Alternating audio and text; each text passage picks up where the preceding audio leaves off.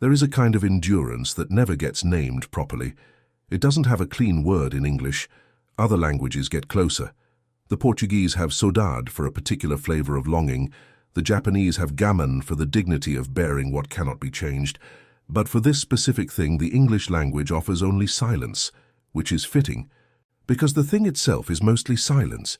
It is the endurance of someone who keeps showing up, who keeps hoping, who keeps making themselves smaller in the precise shape of what someone else needs them to be, because something inside them believes, despite all evidence, that if they just hold on long enough, the person standing in front of them will finally see them, not as a function, not as a convenience, not as a line item in a spreadsheet, as a person.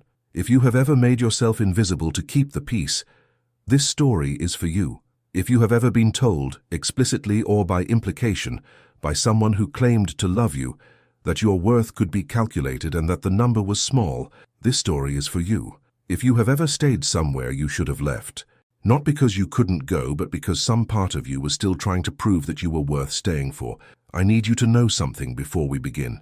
Patience is not always surrender. Sometimes the quietest person in the room is quiet because they are listening, because they are learning, because they understood a long time ago that the most dangerous thing they could do to someone like him was wait. This is not a story about revenge. Revenge is loud, and what you are about to hear is not loud. It is precise. It is the story of a woman who was told she was nothing, who looked at that assessment calmly, the way you look at something that is simply wrong, and then, without raising her voice, without breaking her composure, without ever once giving the man the satisfaction of knowing how much he had cost her, she simply allowed the truth to surface on its own terms. The truth, it turned out, was worth approximately $400 billion. And it arrived at a hospital, the morning her daughter drew her first breath, in the form of a maritime fleet that had always been waiting just offshore. If you have ever been underestimated by someone who should have known better, drop a compass in the comments right now. This story is for you. Let's begin. The first thing Miriam noticed about labor was how much it resembled the last 3 years of her marriage. The waiting, the management of pain that no one could see, the performance of composure in a room full of people who needed her to be fine. She was not fine, she was 7 centimeters dilated, and she had not slept in 19 hours, and the woman she had been once, before she had learned to stand 3 steps behind at charity galas, before she had stopped mentioning her master's degree, before she had memorized the particular frequency of Dominic's silences and learned to modulate herself accordingly. That woman felt, tonight, impossibly far away, like something she had set down in a familiar place and simply never picked back up. But she was managing. She always managed.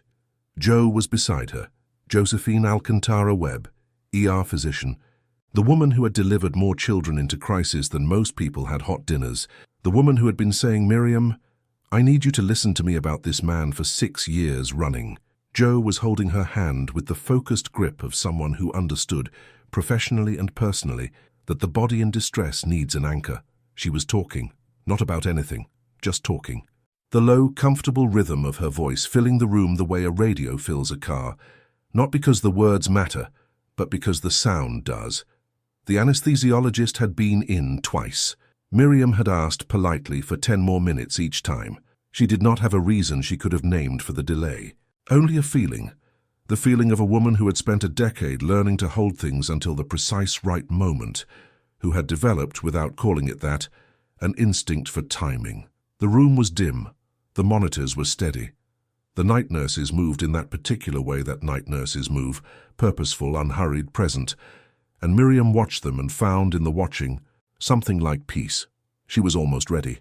She had been almost ready for 3 years. That was the honest accounting, though she would not have said it aloud, not then. Not in that room, not with Clara, though she had not yet named her that, pressing insistently against the border of the world she was about to enter. 3 years ago, Miriam had begun to notice the erosion, had begun to catalogue, in the careful way she catalogued things, the specific texture of what was happening to her marriage, to herself inside it. But erosion is not a sudden thing. That is, precisely, the cruelty of it. Abuse is not an earthquake, she would think later, trying to explain it to Joe in the only terms that made it make sense. It is erosion. It is water wearing away stone so slowly that by the time you notice the canyon, You cannot remember what the landscape looked like before. She had met Dominic Harrow at a maritime industry reception in Geneva when she was 24 years old. She had gone as Miriam Vos, quiet, composed, wearing a blue dress she had bought at a second-hand store in Amsterdam because she genuinely liked it, not because anyone had selected it for her. He had found her at the edge of the room, the way ambitious men always find the woman who is not performing for them, and he had said something unexpected. Not a compliment, not a line, but a question, a real one, about the North Atlantic shipping lanes and the effect of ice season on container routing. She had answered it with more precision than he expected, and he had looked at her with the particular attention of a man encountering something he could not immediately categorize. She had found him electric. He was. There are people who generate a kind of heat when they move through a room, not warmth exactly.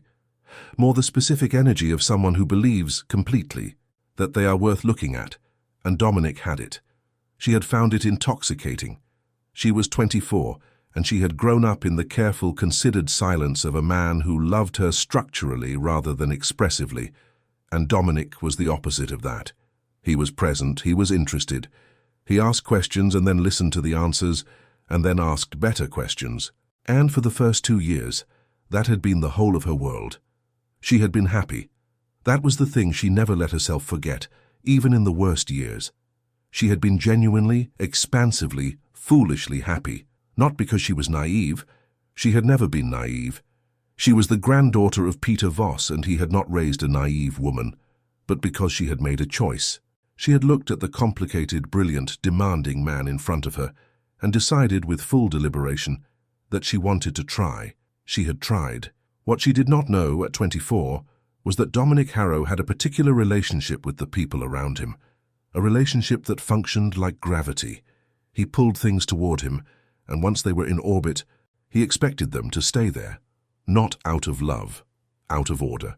Dominic valued order above everything, and Miriam, soft-spoken, steady, genuinely interested in him, had fit, in the early years, so perfectly into the architecture of his life that he had never once considered what she might need from it herself. He had not become cruel all at once. This is the part of the story that is always hardest to tell, because it requires acknowledging that the person who hurt you was also, once, someone you recognized. The first time Dominic contradicted her in public, she thought it was a misunderstanding. They were at a dinner party, friends of his mostly, people from his industry, and she had made an observation about shipping route efficiency that was correct. That was, in fact, the kind of observation that her Thursday morning calls had made her uniquely positioned to make, and Dominic had laughed gently and said, "I think what Miriam means is," and then said something adjacent but less accurate, and she had watched the table accept his version. And she had said nothing, and later that night she had told herself it didn't matter. The second time she told herself the same thing. By the 5th time, she had stopped counting. There was the year he cancelled her non-profit fundraiser without telling her. He had double-booked the apartment for a client dinner, and she had stood on a phone call with the venue for 45 minutes rerouting everything, and when she mentioned it to him he had said, "I told you the schedule was complicated in Q4, as if she had failed to read a memo, as if the memo had existed. There was the morning he reviewed her phone while she was in the shower, and then, over breakfast, with the precise calm of a man making a management decision, told her that he thought her friendship with Joe was an emotional drain on your ability to be present in this marriage. She had looked at him across the coffee cups. She had not said a word. He had moved on to the business section of the paper. "You're not adding value to this conversation." He had said that to her in July of 2021, when she had tried to discuss the possibility of leaving New York, of slowing down, of the particular quiet she had started to crave. She had been 31. She had been already a smaller version of herself. She had heard the words and felt them land, not like a blow but like a form, like someone handing her a shape and saying, "Fit yourself into this." She had. She did not know why exactly. She knew enough to know it was wrong. She had been raised by a man who had told her, before she knew what it meant, that the deepest power is the power you never have to announce. She had been left in the architecture of a trust that would not fully enter her life until she claimed it, the legacy of a grandfather who had loved her with the precise, unconditional attention that Dominic would never manage. But there is a distance between knowing something and living from it, and Miriam, who was in so many ways formidably intelligent, had the wound that formidably intelligent people often carry, the specific faith that if she were simply good enough, patient enough, present enough, the person in front of her would eventually see her. She had given Dominic 10 years of that faith. He had given her back a spreadsheet. Jo noticed something was wrong at 4:44 a.m., which was 3 minutes before the process server knocked. She noticed it the way she noticed everything, not as a feeling but as a data point. Miriam's breathing had changed. Not the labor breathing, which Jo was monitoring with the experienced ease of someone who had attended more births than she could count, but something underneath that, a stillness that was different from the stillness Miriam usually maintained. Tighter, braced. "Miri," Jo said. "I'm fine." "You are not fine, Jo. I'm a doctor. I'm telling you professionally that you are not." The knock at the door was quiet, apologetic almost. The process server had apparently decided, in the 40 minutes of shoe staring, that he would at least knock like a human being. A night nurse opened the door. There was a brief murmur of voices. The nurse came in carrying a cream envelope, with the careful expression of someone carrying something she wished she didn't have to touch. She looked at Miriam. She said, "There's someone outside. He says this is time sensitive." Jo stood up. The room knew what Jo standing up meant. Jo standing up meant that someone was about to be removed from the vicinity of her best friend at significant velocity. Jo was 5'4" and weighed 130 pounds and had once escorted a pharmaceutical rep out of an ICU by his collar with a gentleness that was somehow more frightening than force. "Give it to me," Miriam said. Her voice was quiet. Jo looked at her. The nurse looked at her. She had the specific authority of a woman who has learned to say things once and mean them completely. The nurse handed her the envelope. The contraction that came then was the worst one yet.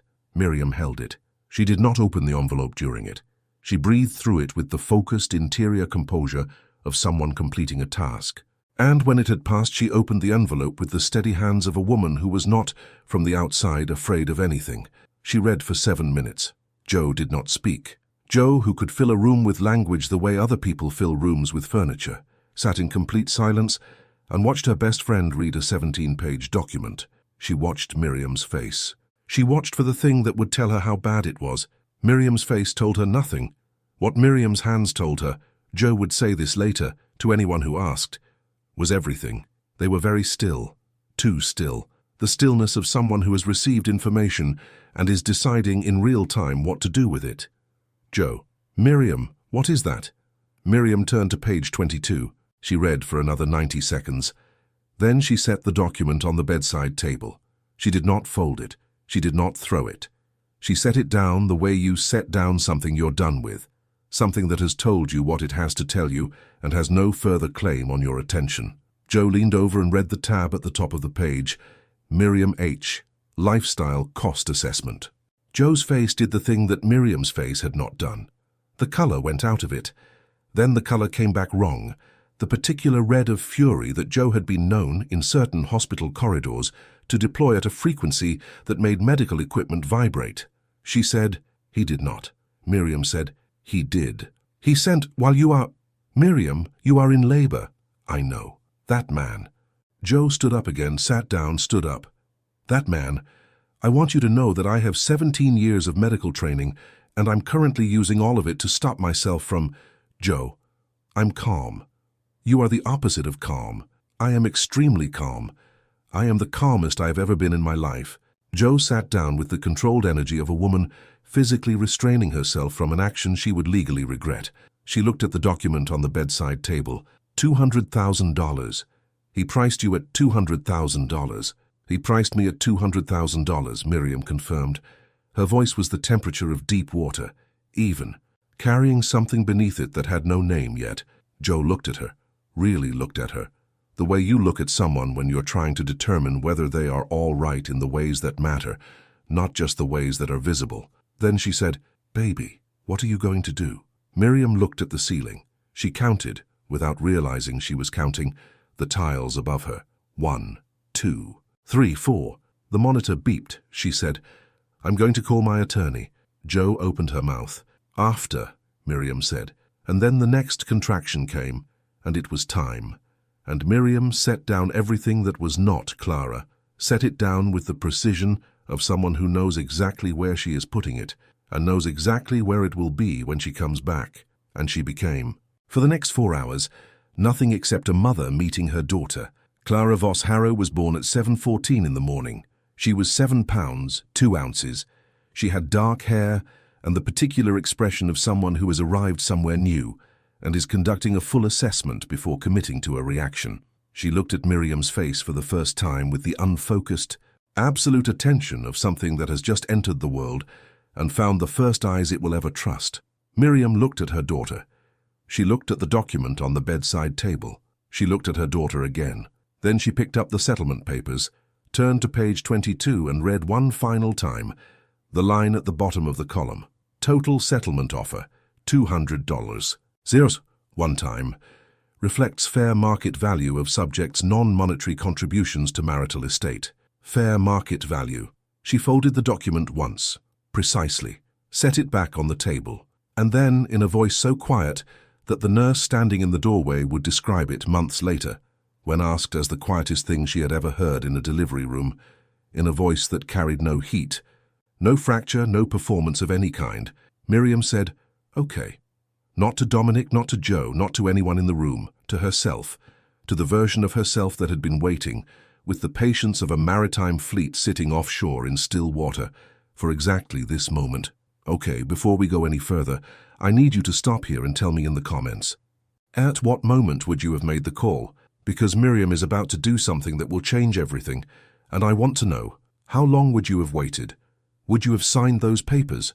Would you have called the attorney the moment you read the spreadsheet? Or would you, like Miriam, have waited until you were holding the thing that made waiting impossible? Tell me in the comments. I read every single one. Joe's apartment was on the 4th floor of a building in Brooklyn that smelled, in the stairwell, permanently of someone's excellent cooking and someone else's paint project. It was not large. It was aggressively, defiantly lived in. Bookshelves that had given up any pretense of organization. A kitchen that bore the evidence of a woman who cooked seriously and cleaned with the energy left over. After 12-hour shifts, which was sometimes very little, there were plants everywhere. Most of them were alive. It was the safest place Miriam had ever been. She had known this about it for years, had sat at Joe's kitchen table through her own worst hours, had slept on Joe's couch twice during the early years of her marriage, when the distance between herself and Dominic had opened into something too wide to cross in a single night. She knew the sounds of this building. The neighbor above who practiced scales on a keyboard at 7 a.m., the radiator in the hallway that knocked 3 times before it settled. The particular quality of light through the east window in the morning, the way it came in low and direct, and lit the room the way good light is supposed to, without apology. Joe had moved things here 3 days before the delivery. Miriam had not asked her to. Joe had simply, because Joe had always trusted her own feelings about Dominic Harrow, because 6 years of being told you're overreacting had not once made Joe overreact any less. Arrived at Miriam's apartment on a Tuesday morning while Dominic was at a board meeting, packed the things that mattered into 2 duffel bags with the systematic efficiency of a woman who had triaged emergency situations for a living and transported them to Brooklyn without ceremony or explanation. She had texted Miriam afterward. Files, laptop, grandfather's ring, the blue scarf, Clara's things. Let me know if I missed anything. She had not missed anything. This was Joe. This had always been Joe. The woman who brought wine and a legal pad simultaneously. The woman who had learned in 17 years of friendship that Miriam needed to be prepared for things, not protected from them. So Miriam came home from Lenox Hill Hospital to a room that already had a bassinet in it, white wood with small whales painted along the rim, which Joe had bought because she had a feeling and had always trusted her feelings, and a drawer cleared for Clara's things, and a key that was already hers, had been hers for years. And she walked through the door with her daughter in her arms and sat down in the chair by the east window and did not cry. She was not ready to cry yet. She was not ready for any of it yet. She had one call to make first. Piet Voss II answered on the 2nd ring. He always answered on the 2nd ring. Miriam had noticed this years ago and never commented on it. The way Piet did everything with the precise, practiced efficiency of a man who had managed large things for a long time and had learned that the performance of urgency was itself a kind of waste. "Miriam," he said. Just her name. In his voice she heard the Netherlands, the sea, the particular Northern European restraint that had shaped her grandfather and filtered, diluted but still present, into this man, her cousin, her father's cousin's son, 52 years old, and carrying the same straight-backed certainty that Peter Voss had carried into every room he had ever entered. "Piet," she said. Clara was asleep against her chest. Miriam could feel the small, absolute weight of her breathing. "I heard," Piet said. "Joe called." "Of course she did. The baby." "Perfect," Miriam said. And something happened in her throat saying it. A brief constriction, not quite tears, more the physical reflex of an emotion that had not found its full shape yet. "She's perfect." "Good." A pause. "And you? I need you to tell me what's ready." Another pause. Longer this time. Piet was not a man who spoke before he had decided what he meant by what he was about to say. She had found this quality infuriating when she was 23 and revelatory by 30. "Everything," he said. "Everything has been ready for 3 weeks, you know that." "I know." "Miriam." His voice shifted, not softer exactly, but more precise, the way a lens shifts into focus. "I am not going to push you. I told you I wouldn't push you." "I know. I'm also not going to pretend I'm not sitting in an office in Amsterdam with 14 folders and Naomi on standby." She almost smiled. "How long has Naomi been on standby?" "Since before the baby," he said. "She reorganized 3 cases to clear her calendar. She's been drinking too much coffee and she won't say so, but I can hear it in her voice when she calls." This time Miriam did smile. Small, real. "I'm not ready today," she said. "I know, but I'm close." "I know that too." She heard him lean back in whatever chair he was in, the old sound of it, probably the chair from the Amsterdam office, the one that had been her grandfather's. "Clara," he said. "Is that her name?" "Clara Voss Harrow." A beat of silence. Then, quietly, "Good." Miriam looked down at her daughter's face, 7 hours old, already entirely herself. "Piet," she said. "Yes." He put her in a spreadsheet. The silence that followed was the longest in the conversation. Piet Voss II, who had managed a $400 billion trust with the emotional temperature of someone discussing maritime weather forecasts, went very, very quiet. Then, "I see," before she was born. He priced her. He priced us both.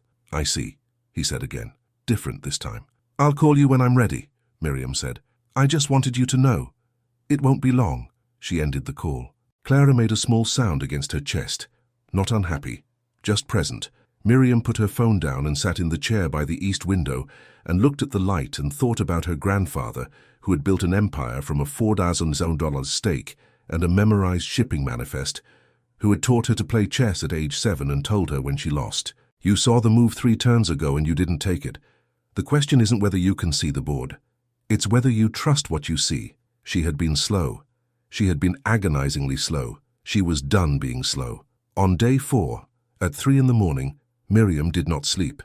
This was not unusual. Clara was 4 days old, which meant the concept of sleep as a continuous experience had temporarily ceased to apply to Miriam's life in any meaningful way.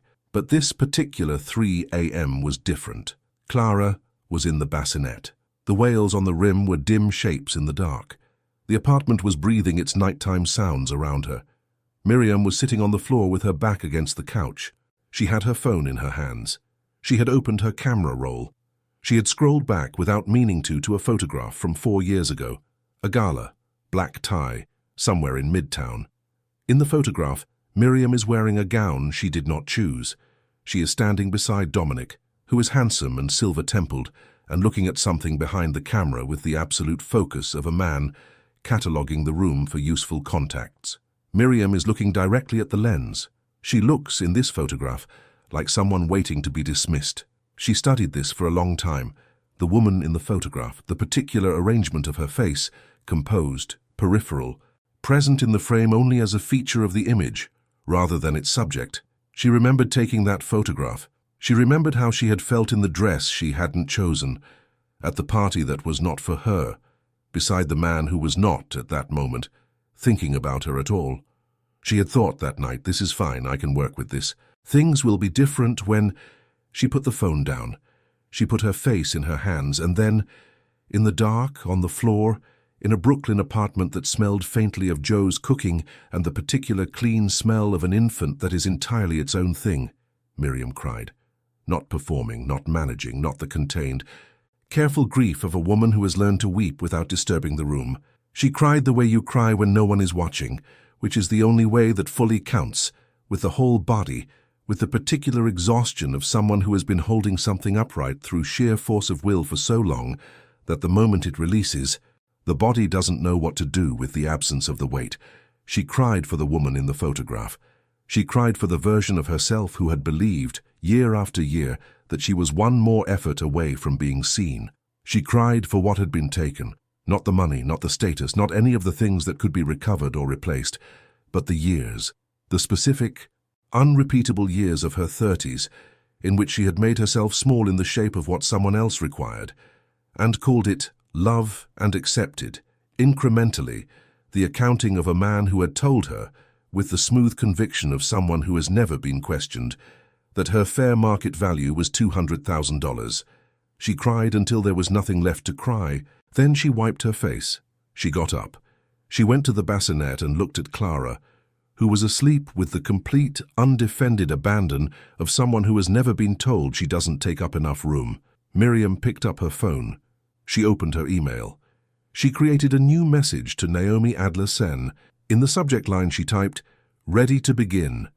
In the body she typed one word, "Yes." She looked at it for a moment. She pressed send. She put her phone down. She picked up Clara instead and held her in the dark and let herself be, for the rest of that night, simply the first face her daughter had ever trusted. In the morning, she called Piet. She said, "Piet, I'm ready." He said, "I know, everything's prepared."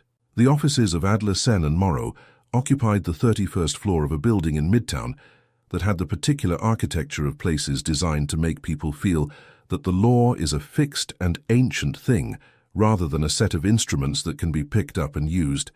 Dark wood, high ceilings, the specific hush of carpet that costs more than most people's monthly rent. Naomi Adler-Sen met them in the conference room. She was 48, medium height, grey-streaked hair that she wore with the efficient pragmatism of a woman who had long since stopped spending energy on things that were not worth it. She had a way of standing that suggested she had calculated in advance exactly how much space she was going to need and had claimed it without announcement. She was wearing a charcoal suit, and she had a cup of coffee that she had not touched, and she had 4 folders open on the table in front of her. She looked at Miriam when she walked in, not at Piet, not at the baby, though Clara was in the carrier against Miriam's chest, and Naomi's gaze did soften briefly at the sight of her, at Miriam, directly, the look of a woman who has been waiting, with professional patience, for a moment she has known was coming. "Sit down," Naomi said. "We have a great deal to discuss." Piet sat. Miriam sat. Clara slept. Naomi opened the first folder. "I want to present this to you," she said, "not as the inheritance you've always known you had, but as the legal architecture of what we're now going to do with it." She slid a document across the table. It was the trust diagram, the full corporate structure, mapped in clean lines from the Dutch stichting down through the holding entities to the operational subsidiaries. Port Calder was a box near the bottom, connected by a single line to Harborstone infrastructure, connected by another line to the Cayman entity, connected upward through Singapore and Amsterdam, all the way to the name at the top, Miriam H, sole beneficiary. Miriam looked at it. She had seen versions of this before, had attended the quarterly calls, had read the annual summaries, had signed the documents that arrived from Amsterdam and Singapore and the Caymans with the practiced signature of Miriam H, steady and contained, but she had always held it at a distance, had always understood it as a thing that existed adjacent to her life, available but somehow separate from the person she had agreed to be inside her marriage. "He's been leasing from you for 9 years, Naomi said. "Port Calder. He calls it the Harborstone lease. His VP of Operations has been conducting renewal negotiations with our port management company for 6 months. I've instructed them to find reasons to delay." She paused. "The lease expires in 14 months. He does not know this. He has not read it in 4 years. He trusts his VP. His VP trusts the Port Authority. The Port Authority answers to Harborstone. Harborstone answers to you." The room was very quiet. "He's been paying you," Piet said to Miriam, with the flat delivery of a man who finds a particular satisfaction in saying the factual truth of a thing. "Every quarter for 9 years. The lease payments from Harrow Logistics to Port Calder Terminal. They clear through the management company, into Harbiston, up through the Cayman entity, into the trust dividend account. A pause. He has been paying you to run his business. Miriam looked at the table. Something moved across her face. Not quite a smile, not quite anything she could have named. The specific expression of a person encountering an irony so complete that the only response is a brief, private acknowledgement of it. "There's more," Naomi said. She opened the second folder. "I've been reviewing Harrow Logistics' public filings as part of standard divorce discovery. 3 weeks ago, I found something that has nothing to do with the trust." She slid a second document across, a corporate registry filing. Farrow Strategic Partners, LLC, registered 18 months ago. Named director and signatory Celeste Farrow. Miriam looked up. "She didn't register it," Naomi said. Her signature was applied to the incorporation documents using a digital authentication tool your husband had legitimate corporate access to. Ms. Farrow signed a broad executive authorization form 2 years ago. Standard practice, most executives sign them without reading them. And that authorization was used without her knowledge to authenticate this filing. A pause.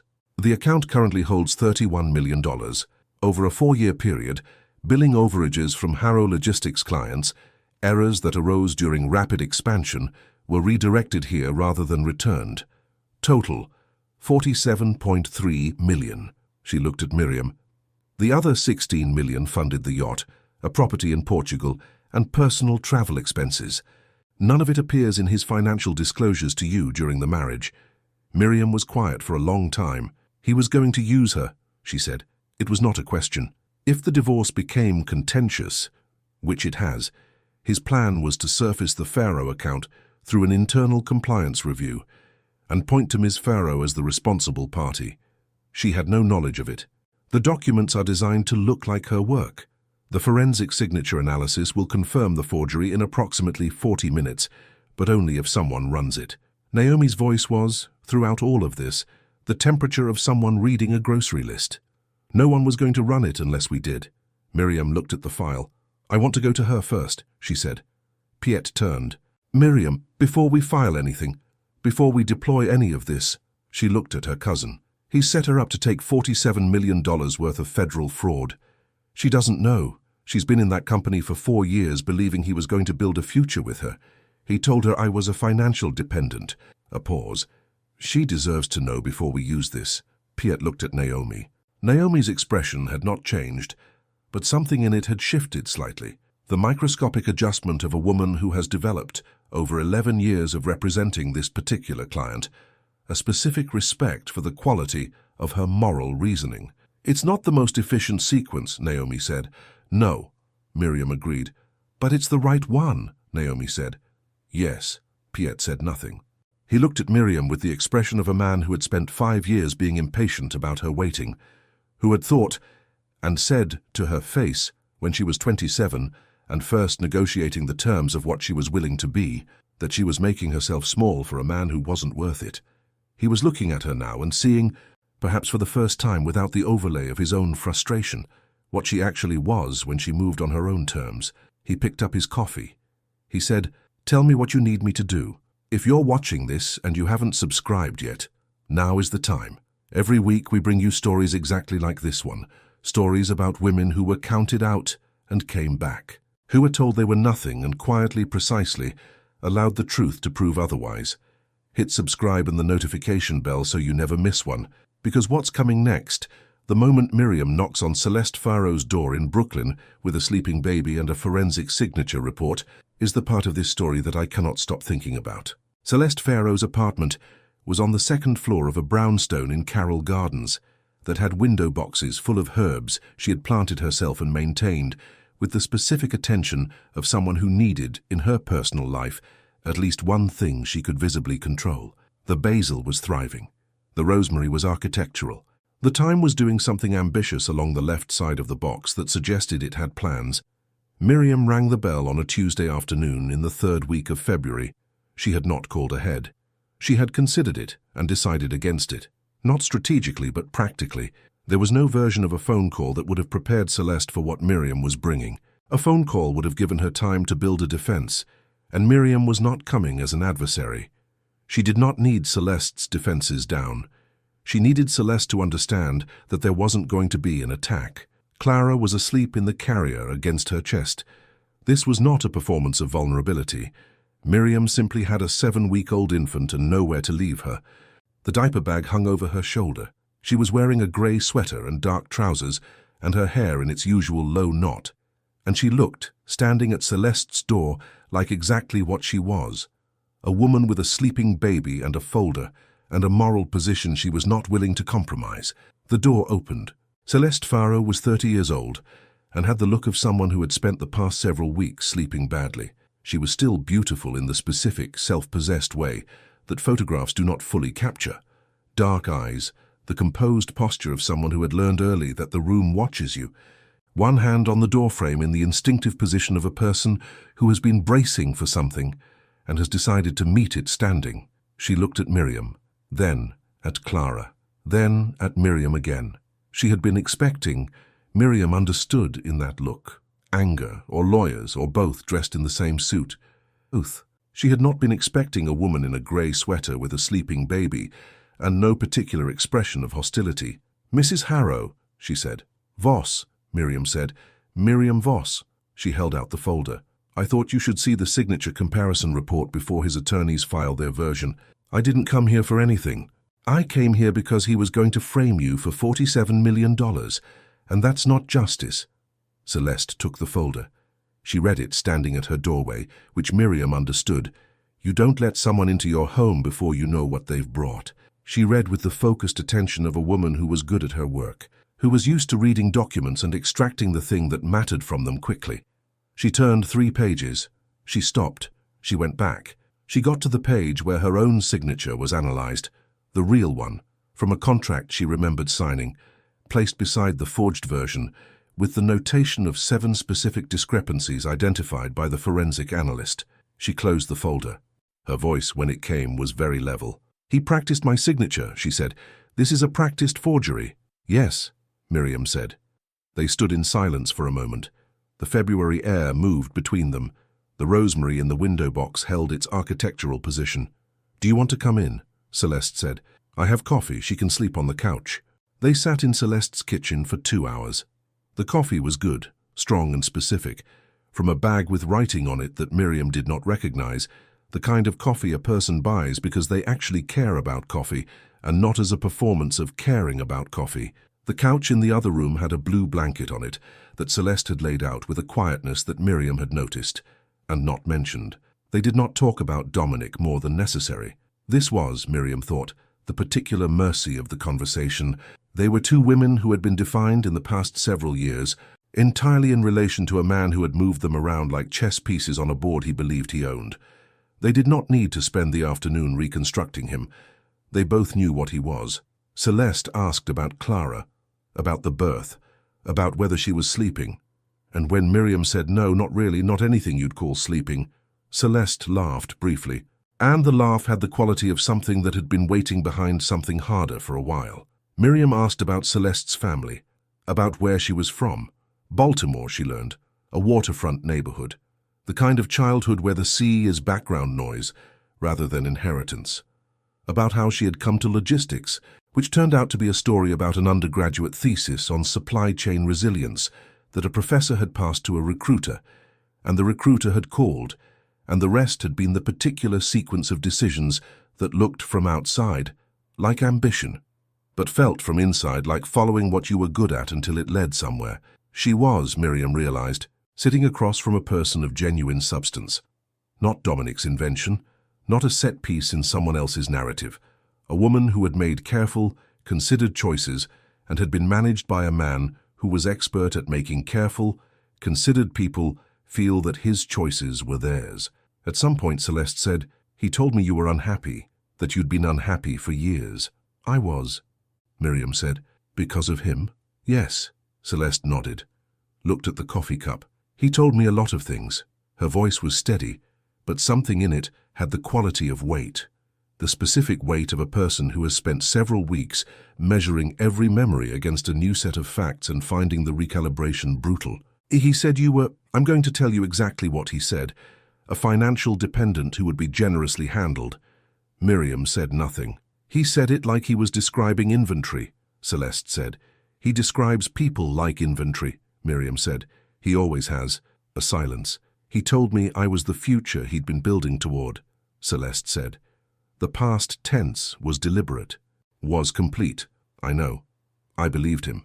She said this without shame and without apology, the plain statement of a fact about a past self, offered in the spirit of accuracy.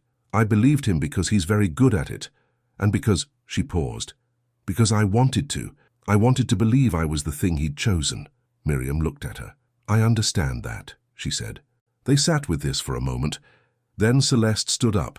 She went to her bedroom. She came back carrying a phone in one hand and a manila envelope in the other. She set them on the table between them with the deliberate care of someone transferring something of real weight. 4 years, she said. Every conversation I saved, every message where he mentioned the Pharaoh account, the secondary entity, any of it. I saved them because I'm a careful person, and I had a feeling eventually that I would need them. She pushed the phone and envelope across the table toward Miriam. I want him to know that I chose this. I don't want him to find out through a legal filing or a forensic report. I want him to know that I sat in my kitchen and I made a decision. Miriam looked at the phone and the envelope. She did not touch them yet. Are you sure? She said. I'm furious, Celeste said. But yes, I'm sure. Miriam nodded. She picked up the phone and the envelope.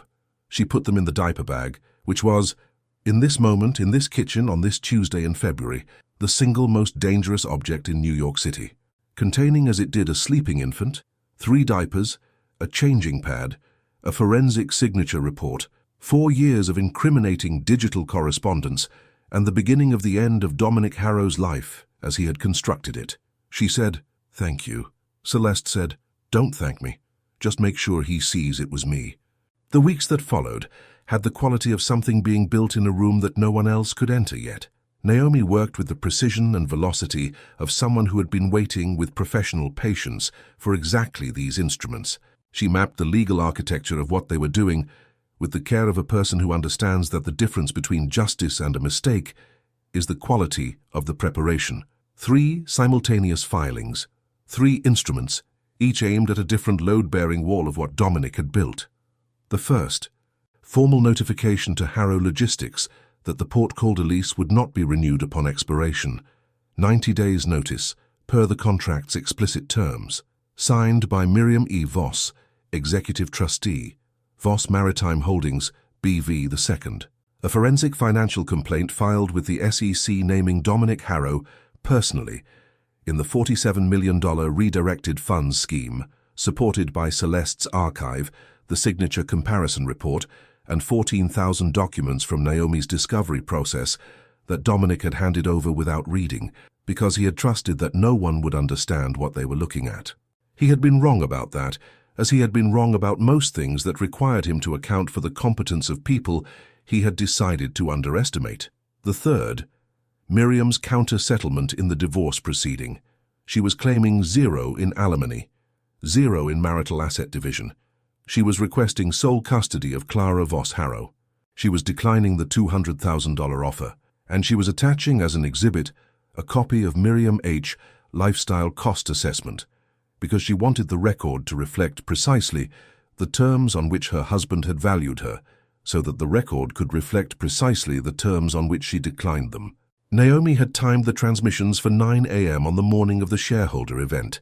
She had timed the SEC filing to land that afternoon, after the event, maximizing the exposure window, ensuring that the story would be fully in motion before Dominic had any opportunity to manage it. Then something happened that had not been in the plan. In week 3, Dominic's attorney filed an emergency court application. The argument, and Naomi had to grant it a grudging professional respect for its creativity, even as she was dismantling it, was that the Voss trust assets constituted marital property because Miriam had managed elements of the trust during the marriage. It was legally incorrect. The trust predated the marriage by 7 years. Its terms explicitly prohibited marital commingling. The entire structural argument was built on a misreading of trust law so fundamental that it could only have been produced by an attorney working in an unfamiliar jurisdiction under significant time pressure, which was exactly what had happened. But courts move at their own pace. The application succeeded, temporarily, in freezing one of Miriam's secondary accounts. It was not a major account, It did not touch Port Calder, the trust, or any of the instruments they were preparing. But it was an account that Joe had been using, with Miriam's access permission, to cover Clara's early medical expenses, the pediatrician visits, the follow-up appointments, the specific costs of the first weeks of a new person's life that no one fully accounts for in advance. The freeze lasted 48 hours. For those 48 hours, Miriam sat with a cold fear that she did not name, did not show, and did not offer to anyone as a problem they needed to solve. She sat with it the way she had learned to sit with difficult things, not by suppressing them, but by placing them carefully, by looking at them with the measured attention of someone who knows that panic and fear are not the same thing, and that fear, properly examined, is frequently just a problem that has not yet been given the time it deserves. She had Naomi examine it instead. Naomi's response was 140 pages long and was filed within 72 hours. The application was dismissed. The account was unfrozen. Joe, who had said nothing during the 48 hours except Miriam, "I've got it covered. Don't worry about the money," while privately rearranging her own finances with zero complaint, arrived at the apartment the evening the freeze lifted with a container of soup, and the specific expression of someone who does not require acknowledgement but would appreciate a hug. Miriam hugged her. Joe said into the hug, "I believe, if I'm remembering correctly, that I told you 6 years ago that this man was a problem." "You told me 6 years ago," Miriam confirmed. "And the word I used was—" "You used several words. The most accurate one. You used," Miriam said, pulling back and looking at her, "the phrase hostage situation. I stand by it." Joe looked at her. Not the professional look, not the ER physician assessing a patient, but the older look, the one that had been there since they were 22 and meeting for the first time in a graduate seminar and finding, with the surprised delight of people who do not always find this, that they recognized each other. "Are you actually okay?" Miriam considered the question with the seriousness it deserved. "No," she said, "but I'm going to be. And there's a difference." Joe nodded. She sat down. She opened the soup. "I know," she said. "I've always known that about you." Piet had secured the stakeholder registration 3 weeks prior, the legacy minor position in Harrow Logistics that had been purchased quietly 4 years earlier at Naomi's suggestion, specifically for the purpose of ensuring board access if it was ever needed. The position was held under a maritime investment entity that no one had ever questioned, and no one had ever connected to the Voss name because it had been registered under an operating subsidiary whose name contained neither the word Voss nor anything that would have prompted a mid-tier freight brokerage's board to conduct meaningful due diligence. The invitation was confirmed. Voss Capital Advisors, Legacy Position Representative, 3rd row.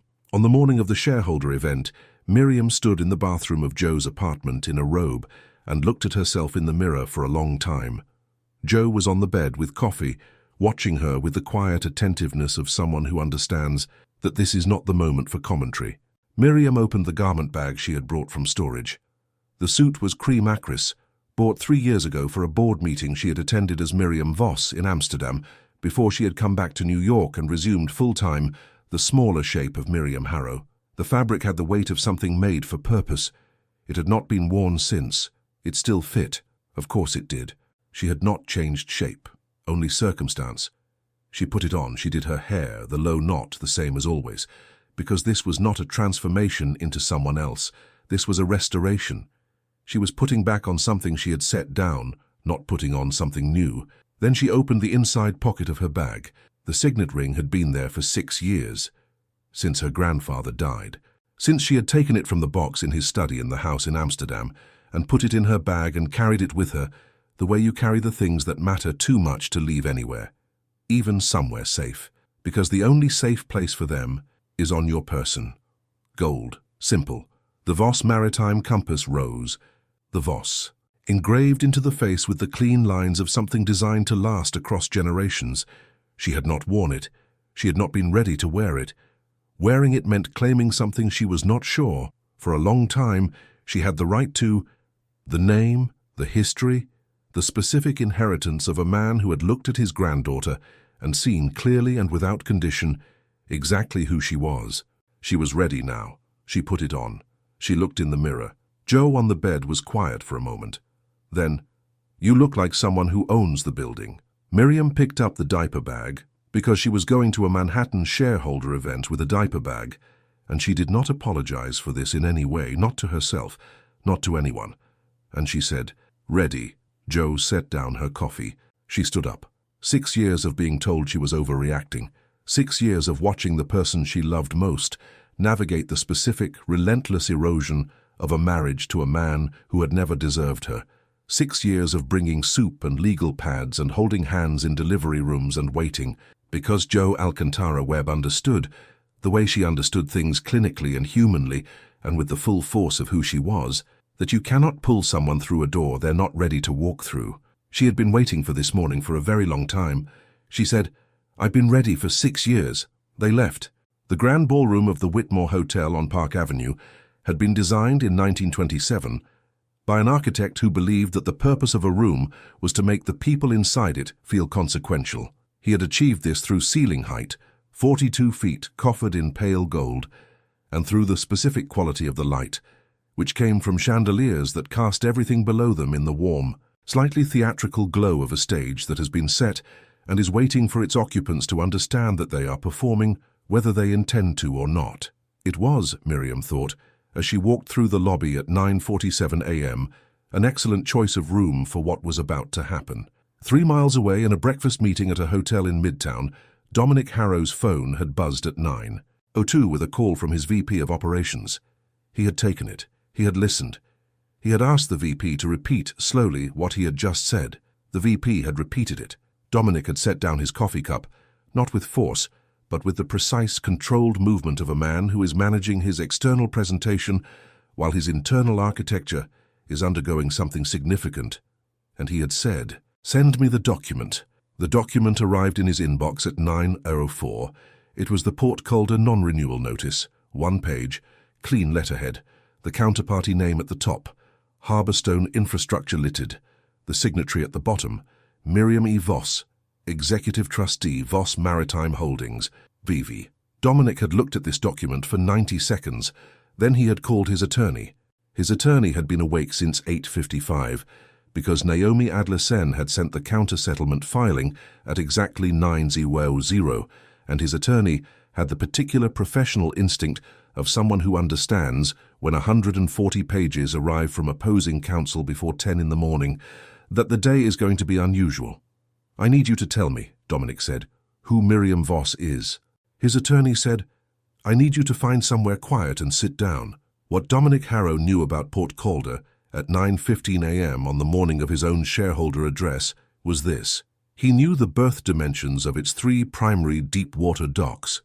He knew the quarterly lease payment schedule. He knew from years of VP summaries and client assurances that it was the only terminal on the eastern seaboard capable of processing his largest client's Pacific route container offloading, and that its continued availability was, as one board member had once put it, the structural flaw of Harrow Logistics' upper market positioning. What he had not known until this morning was who owned it. He had not known because he had never asked. He had not asked because, and this was the sentence his attorney was now on the phone in the lobby of a Midtown hotel trying to find the precise words to complete, because the beneficial ownership of Harborstone Infrastructure ran through a Luxembourg holding entity, through a Cayman structure, through a Singapore operational subsidiary, to a Dutch foundation whose foundational trust document was in Dutch, and whose sole named beneficiary was a woman whose name Dominic had said, on average, 4 times a day for 10 years. His attorney said, "The Voss in the document." Dominic, "The Voss in the document is the same Voss as—" "I know what it is," Dominic said. A silence. "How long?" he said. "The trust predates your marriage by 7 years. The Port Calder lease has been in Harborstone's name for 9 years. Your first lease payment cleared in—" "How long?" Dominic said very quietly. "Has she owned the port?" His attorney said, "Since before you met her." The thing about Dominic Harrow, the thing that had made him successful and dangerous in equal measure, was that he was a man who processed bad information by converting it immediately into a problem that could be managed. He did not sit with difficulty. He moved through it. He applied the tools he trusted, language, framing, the projection of control, and he found, almost always, that the room responded to confidence the way markets respond to certainty, which is to say, irrationally but reliably. He arrived at the Whitmore at 10:15 in a car he had not looked out of. He walked through the lobby with the specific gait of a man who has decided to treat the morning as a normal morning, and who is performing this decision at a frequency he hopes others will mistake for the real thing. His suit was charcoal brioni, his shoes were mirror-polished. The rose-gold Nautilus caught the lobby light as he moved. The tap of it against his cuff, the small automatic gesture, the reassurance of a thing that had always been in his hand, an instrument of composure. He had told his attorney, in the car, "I need two things from you today. I need you to find every possible argument that those trust assets constitute marital property, and I need you in that room by 11. His attorney had said, "I'll be there." Dominic had said, "This is manageable. She doesn't know what she's doing. She's being handled by advisors who are using her." His attorney had said, "Dominic, this is manageable," Dominic said again. He had repeated it 3 times in the car, with the diminishing conviction of a man trying to make a sentence true through repetition. He walked into the ballroom. 340 people, board members arranged in a semicircle at the front, institutional investors in the center rows, journalists from 3 financial publications in a designated section near the right wall. His 3 largest clients, the men whose contracts represented $1.8 billion in annual revenue, and whose operations were entirely dependent on Port Calder, sitting in the front row with the focused attention of people who have received phone calls this morning that have made them very, very interested in what is about to be said. Dominic scanned the room.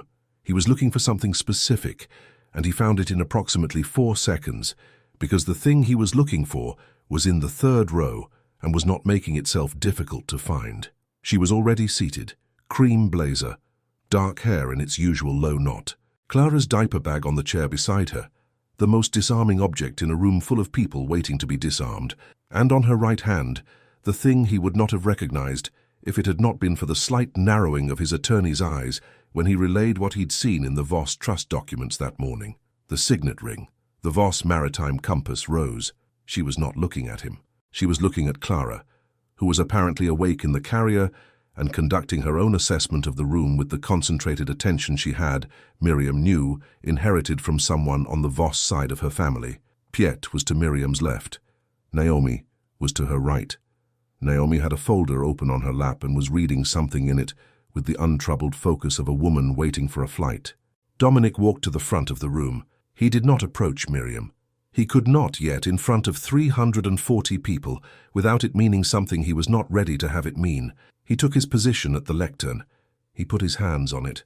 He looked out at the room with the practiced, calibrated warmth of a man who has done this many times and understands that the room needs to feel, at least for the duration of these first moments, that everything is under control. He began. The address was 17 minutes of performance. Miriam listened to all of it. She listened to the opening remarks about Harrow Logistics' Q4 performance, which had been good by most metrics and was presented as exceptional by all of them. She listened to the section on operational efficiency. She listened to the section on client retention, which mentioned, with the confidence of someone describing a fixed object, the firm's uninterrupted access to premium East Coast terminal infrastructure. She listened to the language he used when he was constructing a story, the smooth interlocking sentences, the precise calibration of emphasis and omission, the specific architecture of a man who has learned that the way you describe a thing can be more powerful than the thing itself. She had listened to this language for 10 years. She knew its structure completely.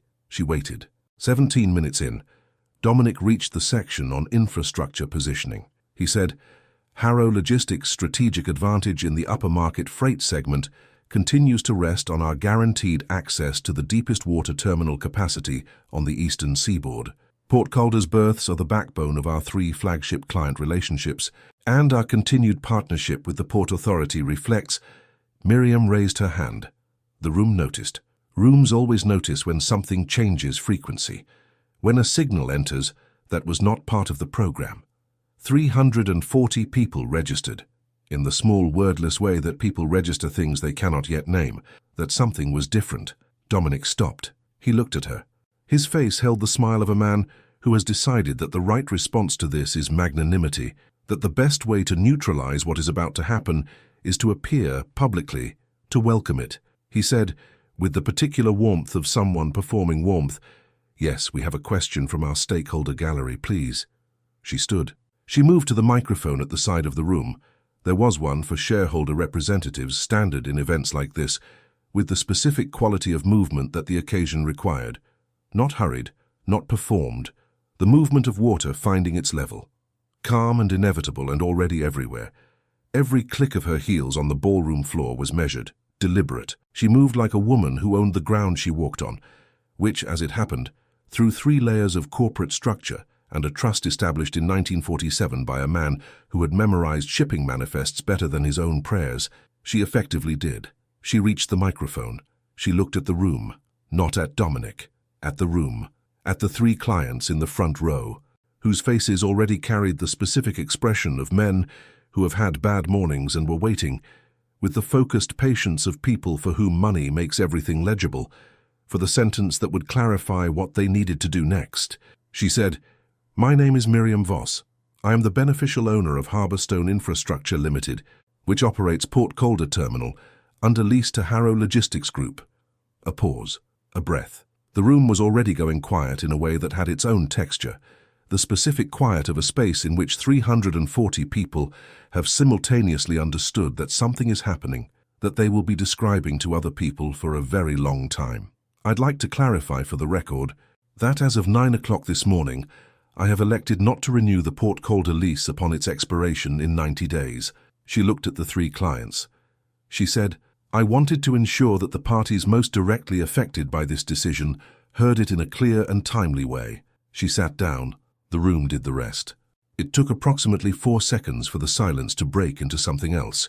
Not chaos, not the loud, fractured noise of a room coming apart, but something more structured and more final. The sound of people reaching for phones, the sound of chairs, the sound of people leaning toward each other with the low, urgent murmur of people recalculating. One of the journalists near the right wall had already opened a laptop. Dominic gripped the lectern. From where Miriam sat, she could see his hands on the wood, the knuckles, the nautilus on his wrist. He had the look of a man who is applying, with everything he has, the tools that have always worked before and is feeling for the first time that the room is not responding to them. He said, "Thank you, Miriam." The smile was still there, diminished but present, the last structural element of a performance that was losing its audience. "Perhaps now isn't the time for personal disputes." She did not look at him when she responded. She looked at the 3 clients in the front row. She said, "I agree, this isn't personal at all." She picked up the diaper bag. She stood. She walked out of the room. She did not look back. Behind her, 11 minutes later, she would learn this from Piet, who stayed. 2 of the 3 clients left the ballroom to make phone calls. Neither of them returned. He caught up to her in the corridor. She had known he would. She had known it the way you know things about people after 10 years, not because you are psychic, but because you have paid attention, and attention accumulated over time becomes something close to prophecy. Dominic Harrow did not accept conclusions that had been reached without him. He had never, in the length of their marriage, allowed a conversation to end on someone else's terms. She heard him coming before she saw him, the specific rhythm of his shoes on the corridor floor, faster than his usual pace, carrying in its urgency the sound of a man who has lost the room and is hoping to recover the conversation. She stopped. She turned. He was not calm now. The performance had fractured somewhere between the lectern and the corridor, and what remained was the thing that had always been underneath it. Not quite rage, because Dominic was not a man whose emotions were that legible, but something harder and less controlled than anything she had seen from him before. The specific expression of a man who believes that the rules he has been operating by have been changed without his consent. The Nautilus caught the corridor light as he reached toward her arm. She stepped back once, not away, just back. The precise, single step of a woman who is creating the distance she needs, who is not retreating, who is simply positioning herself exactly where she chooses to be. She looked at him. He said, "You have no idea what you've just done." She said, "I have a complete idea. Those trust assets, Miriam, I will contest every document. I will argue marital contribution. I will dispute the beneficial ownership structure. You'll spend 3 to 5 years in federal litigation," she said. Her voice was the temperature of the corridor, even, measured, occupying exactly the space it needed, without claiming any more. And somewhere in the middle of it, the SEC will have questions. He went still. About Pharaoh's strategic partners, she said. About $47 million in redirected client funds. About a digital signature that belongs to someone who had no knowledge of the account it was used to open. A pause. Celeste made her own decision about that, by the way. I want you to know that. She wasn't pressured. She wasn't promised anything. She sat in her kitchen and she chose. The thing that moved across Dominic's face then was not precisely fear. It was something more specific. The particular expression of a man who has built a structure he believed to be invisible and is watching someone describe it in detail from the outside. The expression of a man discovering that the people he had decided to underestimate had, without exception, been paying more attention than he knew. He recovered, partially, enough to raise the register and to shift into the tone he used when other tools had failed, the tone that was less corporate now, more directly aimed. You want to talk about choices?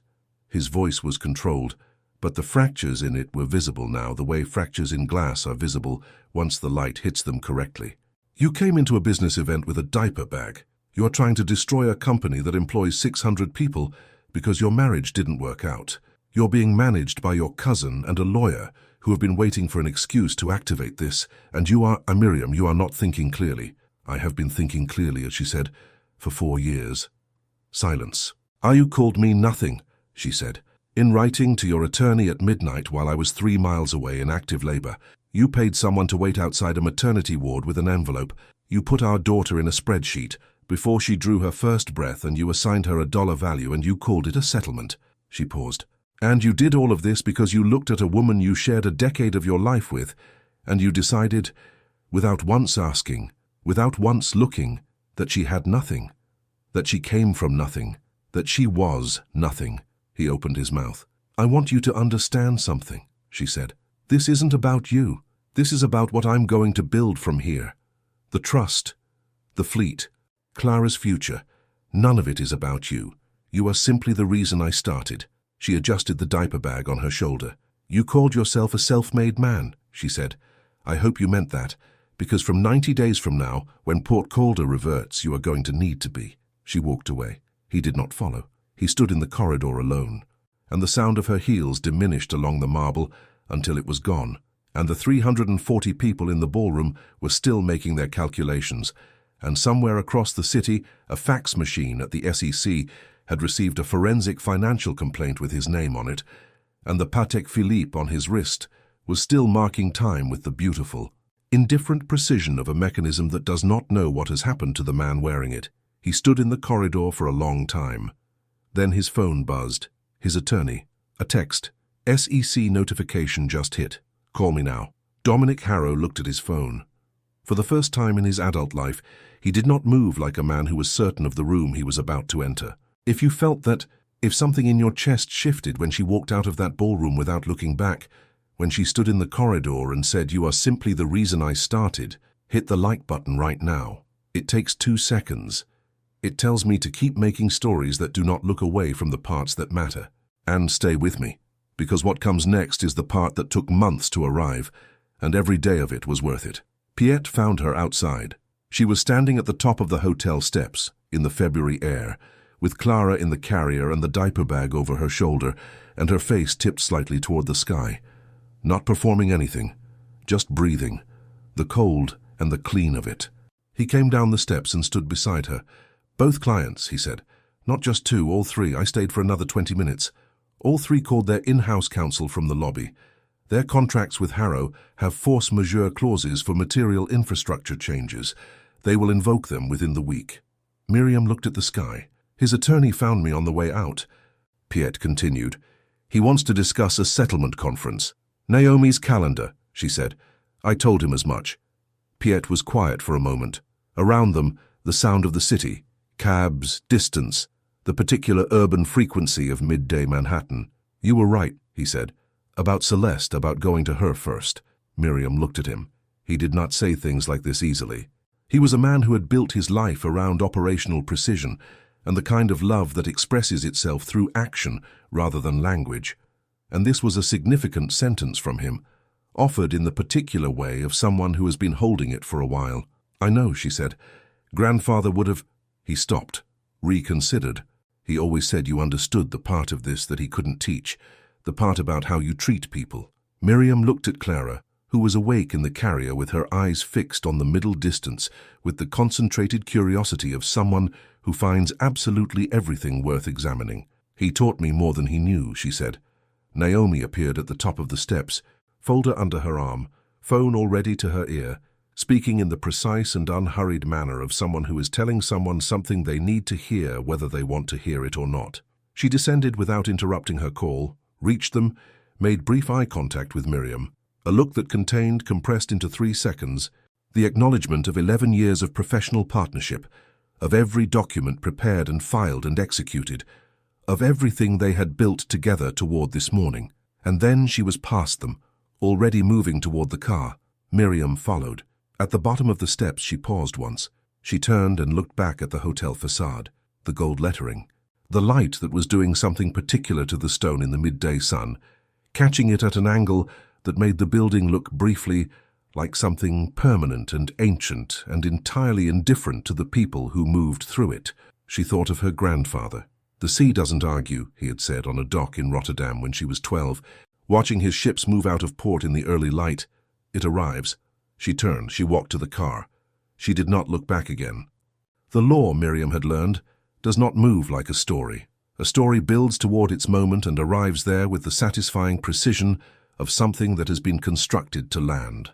The law moves differently, in increments, in filings, in the particular bureaucratic rhythm of institutions that were designed to be slow because slowness, at some point in history, was understood to be a form of justice. It is patient the way geology is patient. It does not hurry toward consequence. It accumulates. What followed the shareholder address accumulated over 4 months. The SEC investigation into Dominic Harrow opened formally 11 days after the event, triggered by Naomi's complaint and supported by the 14,000 documents she had delivered in discovery. Documents Dominic had handed over in the confident assumption that no one would read them carefully enough to matter. The SEC read them carefully. They had questions. The questions became subpoenas. The subpoenas became depositions. The depositions became, by March, a formal civil enforcement action naming Dominic personally in the $47 million scheme. Celeste Farrow was interviewed twice. Both times, she arrived with her own attorney and a prepared statement. Both times, she said exactly what she had decided to say in her kitchen in Carroll Gardens on a Tuesday afternoon in February, when she had sat across from a woman in a grey sweater with a sleeping baby and made a choice about who she was going to be. The charges against Celeste, which Dominic's legal team attempted in early January to advance through a parallel internal compliance filing, were reviewed by the same forensic analyst who had produced the signature comparison report. The review took 40 minutes. The charges were withdrawn. Dominic's attorney presenting this outcome to Dominic reportedly used the phrase "it was never going to hold" in a tone that suggested he had known this for some time and had advised accordingly and had been overruled. Celeste left Harrow Logistics in February. She did not need to be asked. She took a position at a marine logistics consultancy in Boston 3 months later. When she left, she packed one box and did not say goodbye to Dominic's assistant, who had been asked to monitor her and had done so with the apologetic diligence of someone following instructions they found distasteful. She took the basil from the window box in her Carroll Gardens apartment and replanted it in a terracotta pot she carried on the train to Boston because she had grown it herself and it was thriving, and she saw no reason to leave behind something she had tended. The divorce proceeding concluded in April. Naomi had prepared for a war.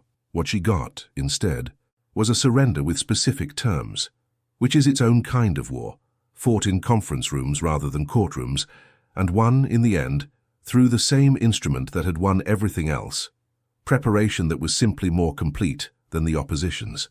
Dominic's attorney attended 3 settlement conferences. He was, throughout all 3, a man laboring under the specific professional burden of someone who must advocate for a position while being aware that the position is not survivable. He used the words reasonable accommodation 11 times across the 3 meetings. He used the phrase "my client's perspective" in a tone that suggested his client's perspective was something he had been given to carry rather than something he had chosen. At the 3rd meeting, Dominic did not come. He sent his attorney alone, with instructions to finalize. The terms were these. Miriam received sole legal and physical custody of Clara Voss Harrow. Dominic retained the right to supervised visitation at intervals to be agreed, a right he would exercise in the first year with the inconsistent and distracted frequency of a man whose attention was substantially occupied by federal investigators and 3 clients whose contract terminations had, as Naomi had predicted, invoked the force majeure clauses and begun the process of formal arbitration. There was no alimony. Miriam had not asked for any. There was no division of Harrow Logistics assets. The trust, as Naomi's 140-page brief had established in language so precise that the opposing attorney had read it twice, was entirely outside the scope of marital property. It had existed before Miriam met Dominic.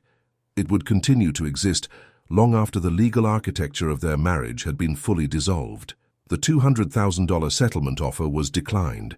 The exhibit attached to the counter-settlement, Miriam H, lifestyle cost assessment folded once, with the precision of a woman who knew exactly where she was putting it, was entered into the court record, where it would remain.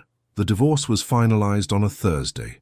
Miriam learned this from Naomi by text, because she was on a Thursday morning call, her quarterly trust review, 45 minutes, conducted from the desk in the room that had always been hers and had never, regardless of what Dominic had called it, been a hobby space. And Naomi knew better than to interrupt the call. She finished the call. She set down her phone. She sat for a moment in the particular quiet of something being over.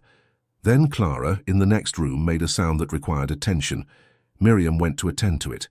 Harrow Logistics Group's 3 flagship client contracts terminated formally in May.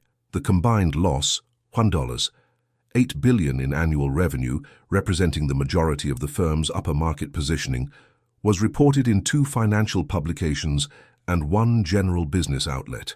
The coverage was careful, as financial coverage tends to be when the story is more complicated than it first appears, and the reporters who wrote it had done enough background work to note, without quite saying it, that the withdrawal of the clients coincided with a change in the beneficial ownership status of a critical terminal infrastructure asset.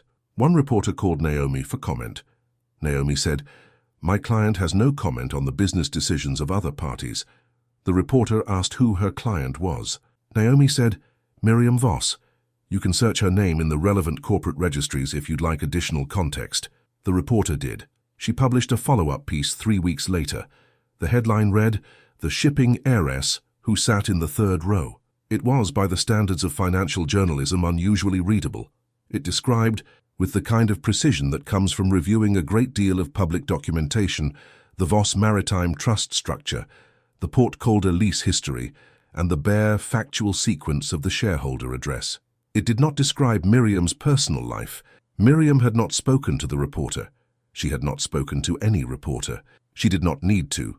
The facts, assembled in the light, were their own testimony. The board of Harrow Logistics voted in June to accept a restructuring proposal from a private equity consortium that valued the firm, stripped of its 3 flagship client relationships and operating under the shadow of an active SEC enforcement action, at $800 million, down from its peak valuation of $4.2 billion, down from the number Dominic had cited, with the particular satisfaction of a man reciting his own worth in the business magazine profile that had run 18 months earlier.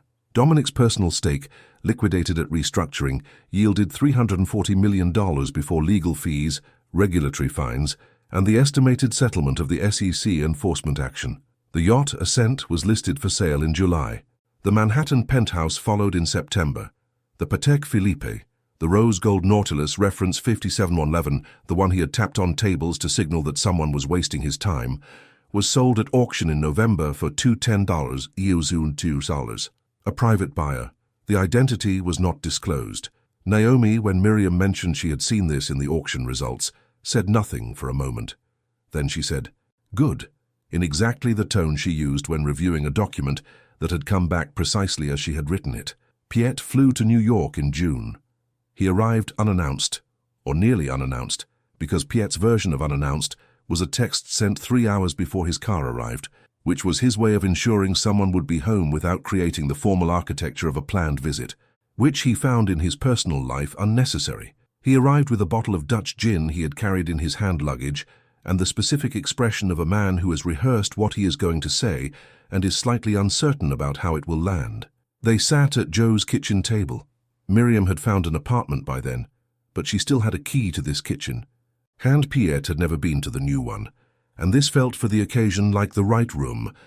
Clara was on a blanket on the floor, 4 months old, investigating the properties of her own hands with the concentrated seriousness that Piet watched with an expression that was trying very hard not to be tender and was failing completely. He poured the gin. He did not say anything for a while. He watched Clara. He watched Miriam. Then he said, "I owe you something." Miriam looked at him. "When you were 27, he said, "when you first told me about Dominic, what I said to you." He turned the glass in his hands, a familiar gesture, the same one her grandfather had made when he was finding the precise words for something he felt the weight of. "I told you that you were making yourself small for a man who wasn't worth it, and I said it in a way that—" He paused. "I said it in a way that was more about my frustration than your welfare, and I called it concern." Miriam was quiet. "I was right about him," Piet said. "I was wrong about how I told you, and I've been sitting with that for 5 years, and I should have said it before now." Miriam looked at the gin glass, at the afternoon light coming through the window, at her cousin who was 52 years old and had managed a $400 billion trust for 15 years and had, in all of that time, maintained the composed certainty of a man who had inherited his grandfather's capacity for large things and had occasionally, in the smaller register, missed the mark. She said, "You were also the person who bought a minority stake in Dominic's company 4 years ago and held it in reserve in case I ever needed board access. That's not the same as—" "It's not nothing," she said. "You prepared, without telling me you were preparing, without asking anything of me for it." She looked at him. "You loved me the way grandfather loved me, structurally, with preparation and foresight and the kind of care that doesn't always announce itself." A pause. "I needed to hear it differently sometimes, but I always knew it was there." Piet looked at the table, then he looked at Clara, who had resolved her investigation of her own hands and moved on to an assessment of the blanket's texture, which appeared to be meeting her standards. "She looks like your mother," he said. "I think she looks like herself," Miriam said. "Yes," he said. "She does." They sat together for a while, in the good silence that exists between people who have known each other long enough to have accumulated, beneath the friction, something that does not require maintenance. Joe came over the following Tuesday. She arrived with food from the restaurant on Miriam's corner that they had been eating from approximately once a week since Miriam had moved in, and a bottle of something celebratory, and the particular energy of a woman who has been patient for 6 years and is now prepared to be enthusiastic about things. She set the food on the counter. She opened the bottle. She looked around the apartment. Miriam's apartment, not Joe's, with its own arrangement of things, its own light, its own particular sense of being occupied by someone who had taken the time to choose each element rather than simply acquire it. "You hung grandfather's photograph," Joe said. "In the hallway, a black and white print, taken on a Rotterdam dock in 1962, of Peter Voss standing at the prow of his third ship, with the specific expression of someone who has built something and knows it. He was 45 in the photograph. He looked permanent." "I found it in storage," Miriam said. "It was in a box Dominic never asked about." Joe looked at it for a moment. "He has your eyes," and she said. "I have his," Miriam said. Joe opened the food containers. She poured. They sat at the kitchen table, which was the correct size for 2 people and a baby, and did not have the dimensions of a table designed to seat clients and board members and the architecture of a man's ambition. It was just a table. It was exactly right. They talked about Joe's hospital, about a resident Joe was mentoring who had the particular quality of someone who would, in Joe's professional opinion, be extraordinary in about 4 years and slightly insufferable until then. They talked about the neighborhood, the restaurant, the bookshop 2 blocks over that Miriam had been to 3 times, the park where Clara could go in the mornings when the weather was good. At some point Joe said, "She said her first consonant sound yesterday." Miriam looked up. "You texted me," Joe said. "You said, 'Let me find it.'" She picked up her phone, read, "She said something that was definitely a B. I may have cried. Don't tell anyone." Miriam said, "I said, don't tell anyone." "I told everyone," Joe said. "I told the entire emergency department. I sent it to my mother." She put her phone down. Miriam. What? You cried? It was a very good B. Joe looked at her, the way she had always looked at her, with the full force of someone who has chosen, over 17 years of friendship, to see you completely. Not the version of you that is easiest to see. The whole thing. She raised her glass. To Clara Voss Harrow, she said, and to the quietest woman in any room she has ever entered, who turned out to be the most dangerous one. Miriam raised her glass. And to the loudest woman in every room, she said, without whom none of it would have happened. Joe said, I was going to let the process server have it. I know. I had a plan. I know. It was a good plan. Joe, I'm just saying. They drank. Clara on the floor said something that was indisputably another B. The Netherlands in June.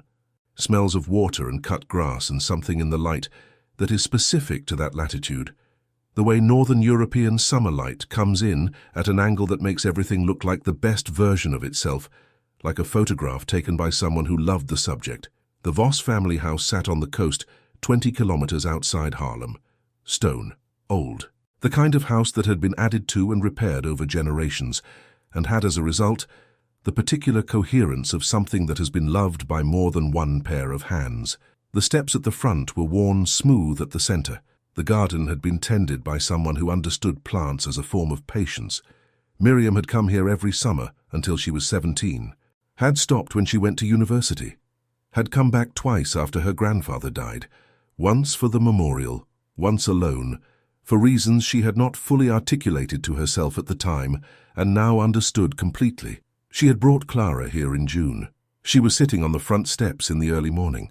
The sun was doing what the Northern European summer sun does at 7 a.m., arriving slowly, without drama, flooding the horizon first, and then the sea, and then the land in a sequence so gradual it seemed less like light returning and more like the world remembering itself. Clara was in her lap, 4 months old, looking at the water with the concentrated, undefended attention of someone encountering something magnificent for the first time. The sea was there, and she was looking at it, and she had no language for it yet, and so she was receiving it in the most complete way there is, with her whole self, without interpretation, without the filter of every thought she had ever had about what it should be. Miriam was watching her watch the water. She was not on her phone. She was not reviewing documents. She was not planning or calculating or managing or preparing. She was simply here, in the morning, on the steps, holding her daughter, with the fleet somewhere out on the water, and the sea doing its patient, indifferent, magnificent thing. Piet came out with 2 coffees. He sat down beside her. The stone step was cold through his trousers, and he did not mention it. He handed her the coffee. He looked at the water. For a long time, neither of them said anything. Then, grandfather would have liked her. He would have spoiled her completely, Miriam said. Yes. A pause. He was right about you, you know. He always said you were the one who understood. That you just needed to stop letting someone else define the terms. Miriam looked at the water. I think, she said, I needed to stop letting myself define them that way. Piet nodded once, slowly, the nod of a man who is hearing something true and knows it. Clara made a sound then, improbable, small, landing somewhere between complaint and discovery. The sound of a person who has just noticed something and cannot decide yet whether to be delighted or suspicious about it. Miriam laughed. Full, unexpected, unguarded. The laugh of a woman who has carried something very heavy for a very long time and has set it down somewhere and is still slightly surprised by the absence of the weight. It came out of her complete, and she did not manage it, and it was the best sound the morning had heard yet. Piet looked at her. He did not say anything. He did not need to. The fleet was out there somewhere, her grandfather's ships, her inheritance, the $400 billion thing she had almost traded away for someone who had never deserved it, who had looked at it and seen nothing because he had looked at her and seen nothing. And the 2 failures were, in the end, the same failure. The failure to ask, the failure to look. But she was not thinking about any of that. She was thinking about the way the light was doing something particular to the sea. The way Clara was leaning forward into it, with the total commitment of someone who already knows, in the wordless way that people know things before they have the language for them, that this is hers, this light, this water, this morning, this name. She was thinking that this was what her grandfather had meant. Not the fleet, not the trust, not the architecture of holding companies across 4 jurisdictions designed to protect what was hers from the people who would take it if they could. This, the morning that felt like a beginning, the daughter who looked at the sea like she owned it, which through 3 layers of corporate structure and an irrevocable trust, and the long, patient love of a man who had built an empire from a shipping manifest, and a belief that the people who came after him deserved to stand on it, she did. The narration here goes very quiet. She was not planning anything. She was not protecting anything. She was not managing or positioning or waiting. She was simply a woman on the steps of her grandfather's house on a June morning by the sea, holding the first face that had ever looked at her with the absolute and uncomplicated certainty that she was the right person to trust. The sea doesn't argue, her grandfather had said. It arrives. She had arrived. Tell me in the comments, what was the moment in this story that stayed with you? The corridor, the ballroom, the kitchen in Carroll Gardens, 2 women and a sleeping baby and 4 years of saved messages, the floor at 3 a.m., the whale bassinet, the one word sent to Naomi at last, or was it something smaller? The way she folded the spreadsheet once, precisely, and set it down. The way she said okay in a delivery room and meant it like a tide going out. Tell me, I read every single one. And if you know someone who needs to hear a story like this today, someone who has been told they are nothing by someone who needed them to believe it, send it to them. Sometimes a story is the thing that reminds someone that they are not alone, that the quietest person in the room is not always the weakest one, that the woman everyone overlooked was the entire time, the one with the fleet. I'll see you in the next one. The story you have just heard. Miriam Voss, Dominic Harrow, Clara, Port Calder, the fleet, the ring, and the room that went quiet is a work of fiction. All characters, companies, institutions, and events depicted in this narrative are entirely invented and exist solely for the purpose of storytelling. Any resemblance to real persons, living or deceased, real companies, or actual events is entirely coincidental and unintended. This story was created for entertainment purposes and to explore the universal human themes of dignity, patience, inheritance, and the kind of quiet courage that rarely makes headlines, but probably should. If this story moved you, made you feel seen, or reminded you of someone you love, that's the story doing what stories are supposed to do. See you in the next one.